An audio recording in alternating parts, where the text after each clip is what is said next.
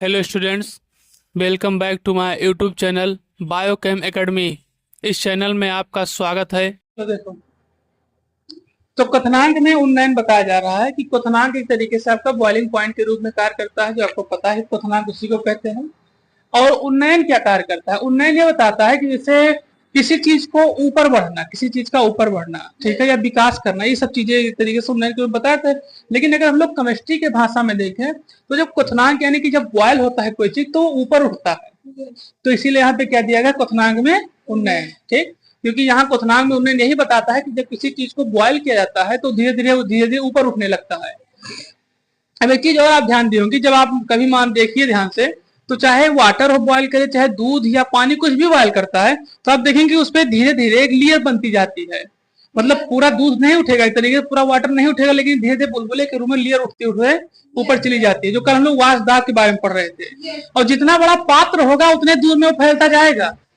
जैसे आपने कभी चाशनी बनाई होगी तो देखा होगा इस चीज को। ठीक, तो इस चीज को आपने देखा जरूर होगा। तो यहाँ सबसे पहले फिर अब आगे क्या बताया जाता है कि विलयन या शुद्ध विलायक के क्वथनांकों के अंतर को क्वथनांक का उन्नयन कहते हैं। अब इसको हम लोग समझेंगे बहुत ही बारीक से, इसको मतलब तरीके से देखिए। इसको समझने के लिए बताया जाता है कि किसी द्रव का अगर क्वथनांक निश्चित ताप पर हो, किसी द्रव का कोई द्रव है एक तरीके से जिसका क्वथनांक क्या दिया गया है, निश्चित ताप पर हो, कोई द्रव है जिसे मान लीजिए कोई यहाँ पर द्रव लिया गया है। द्रव, अब एक चीज और आपको बता दें, आपको पता भी होगा शायद कि अगर कभी भी H2O प्लस NaCl का रिएक्शन होता है तो यहाँ पर क्या होता है, उन्नयन या क्वथनांक इसके बढ़ने लगते हैं। उसको आपको पता है कि जब वाटर के साथ में नमक को मिलाया जाता है तो इससे क्वथनांक में बढ़ोतरी होने लगती है, यानी बॉइलिंग पॉइंट एक तरीके से, या इसके कह सकते हैं यहाँ पर एक सब चीजें बढ़ने लगती हैं। अब हम लोग समझेंगे इसको। अगर कोई द्रव लिया गया है तरीके से, क्या लिया गया है, द्रव लिया गया है, और द्रव का क्वथनांक एक तरीके से निश्चित ताप पर रखा गया है। द्रव का जो क्वथनांक यानी कि बॉइलिंग पॉइंट जो रखी गई है वो निश्चित तापमान पर रखा गया है। अब यहाँ अगर देखा जाए हम लोग तो जो H2O है इसका बॉइलिंग पॉइंट कितना होता है, 100 डिग्री सेल्सियस। ठीक, इस पे बॉयल करने लगता है। तो पहला जो आपको यहाँ बताया गया कि द्रव जो एक तरीके से निश्चित ताप पे रखा गया जिस पर उस द्रव का दाब, वायुमंडलीय दाब, जिसका उस द्रव पे जो दाब हो वो एक तरीके से उसका जो दाब इस पर लगे, इस 100 डिग्री सेल्सियस पर जिसके द्रव के ऊपर जो वाष्प दाब लगे, क्या लगे, वाष्प दाब। ठीक है, वो किस किस तरीके से लगे, वायुमंडलीय दाब यानी कि वादा। ध्यान रखिएगा, इसको क्या कहा जाता है, वादा, या इसको वायुमंडलीय दाब कहा जाता है। ठीक है, कोई मूवी का नाम नहीं है, ये आपका वायुमंडलीय दाब है। ठीक, अब वायुमंडलीय दाब क्या होता है, इसको हमने आपको शुरू में ही बताया था। ठीक है, इसको हमने आपको शुरू में ही बताया था कि वायुमंडलीय दाब क्या होता है। और यहाँ फिर से बता दिया जाता है कि ये कम से कम 760 mm या 76 mm पारे के द्रव्यमान के बराबर हो। 760 mm Hg या फिर 76 mm Hg। Hg मतलब क्या होता है, पारा। इस दाब के क्या है तरीके से बराबर कार्य करता हो। ठीक है, इस दाब के एक तरीके से क्या करता हो, बराबर कार्य करता हो। तो अब वायुमंडलीय दाब किस तरीके से इसके बराबर में कार्य करता है, वायु, हाँ, प्रत्येक वस्तु पर गुरुत्वाकर्षण के कारण उस पर क्या करता है, दाब लगाता है। ठीक है, तो इस तरीके से इसको बताया जाता है कि वाष्प दाब जो आपका लग रहा हो 760 या 76 में Hg पारे के अनुसार उस पर क्या लगता है, दाब लगता है। ठीक है, तो ये इसके क्या होता है तरीके से बराबर होता है। को किसके बराबर होगा, अब समझिए, जो यहाँ पे 100 डिग्री सेंटीग्रेड लग रहा है तापमान, ठीक है, और यहाँ पे इसके ऊपर से क्या लग रहा है, वाष्प दाब, ये इसके क्या होगा तरीके से बराबर में होगा। ठीक, अब आगे हम लोग समझेंगे कि क्वथनांक में उन्नयन पैदा कैसे होता है, ये कैसी अवस्था आती है, कैसी एक अवस्था है जब एक विलयन या शुद्ध विलायक में के क्वथनांकों के अंदर क्वथनांक उन्नयन पैदा हो जाता है, उसके हम लोग समझेंगे। ठीक है, चलिए देखिए। सबसे पहली चीज हम लोग पढ़े थे, अगर आपको ध्यान हो तो हम लोग पढ़े थे अवाष्पशील घटक के बारे में। हम लोग कल पढ़े थे अपेक्षिक अवनमन में। ठीक है, अवाष्पशील घटक के बारे में पढ़े थे।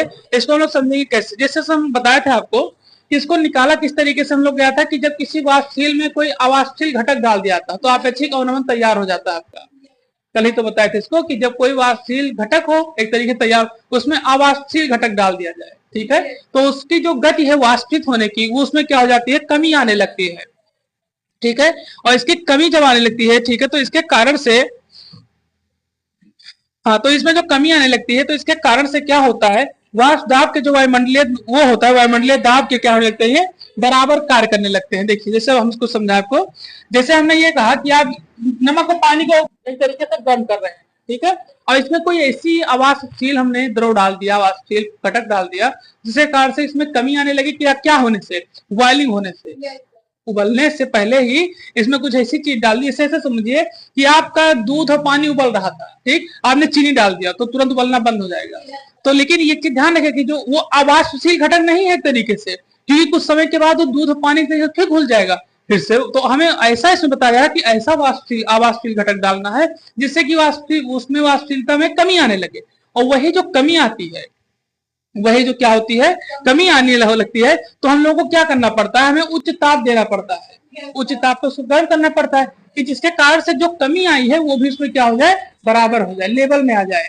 अब आप इसको ऐसे समझिए कि जैसे चीनी को आपने डाला, ठीक है, तो अगर आप उस वक्त ताप बढ़ा देती हैं तो तेजी के साथ फिर से उबलना शुरू हो, चीनी जल्दी घुल जाएगी। लेकिन अगर उसी तापमान पर वो है, ठीक है, तो चीनी धीरे धीरे घुलती रहेगी और धीरे धीरे आपकी प्रक्रिया उसमें घटक तैयार होता रहेगा।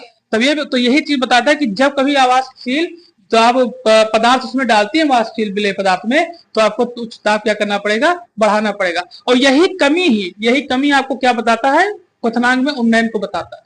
यही कमी जो विलयक या शुद्ध विलयक के क्वथनांकों के अंतर को, अब विलयन यहाँ दिया है, विलायक यहाँ दिया गया है, तो अब वो एक तरीके से वाष्पशील आवासशील के बारे में बताया जा रहा है कि जो यहाँ पे वाष्पशील अवाष्पशील है, उसी तरीके से यहाँ पे विलयन और एक तरीके से शुद्ध विलायक को लिया गया, और दोनों के अंतर के ही क्या कहते हैं, क्वथनांक में उन्नयन कहते हैं।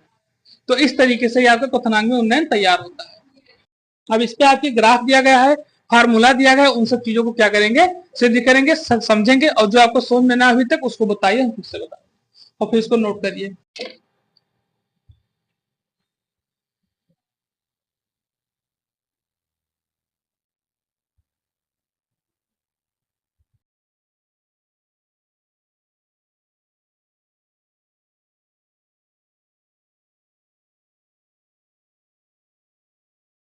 एक चीज और आप ध्यान रखिएगा, कभी कभी आपके बोर्ड में एक नंबर या कंपटीशन में पूछा जाता है कि वायुमंडलीय दाब को नापा किससे जाता है।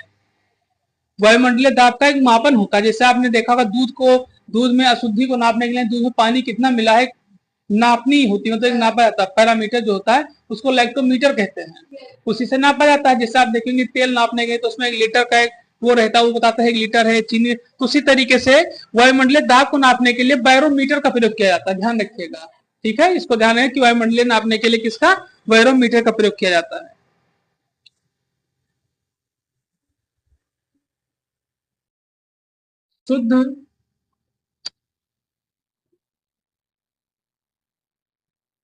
शुद्ध विलायक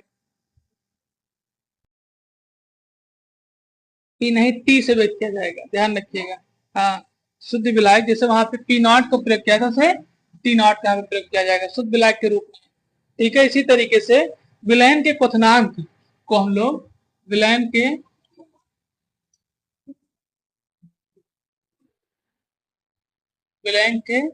क्वथनांक को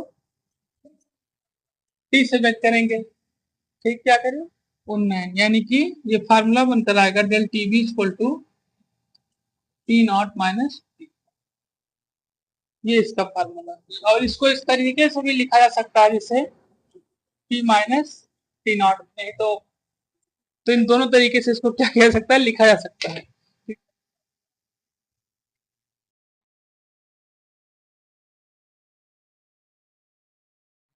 चलो, तो ये समझ में आ गया आपको। अब हम लोग एक ग्राफ के माध्यम से 4 विलयन को लिया जाएगा, ठीक है, 3 विलयन को, ठीक है, और एक तरीके से उसका ग्राफ बनाएगा, फिर उसके बाद उसको क्या करेंगे, सिद्ध करेंगे, ठीक। चैनल को लाइक करें, सब्सक्राइब करें, शेयर करें और कमेंट करें। The top important concept is coming up next. Subscribe now to the Biochem Academy. Don't miss it.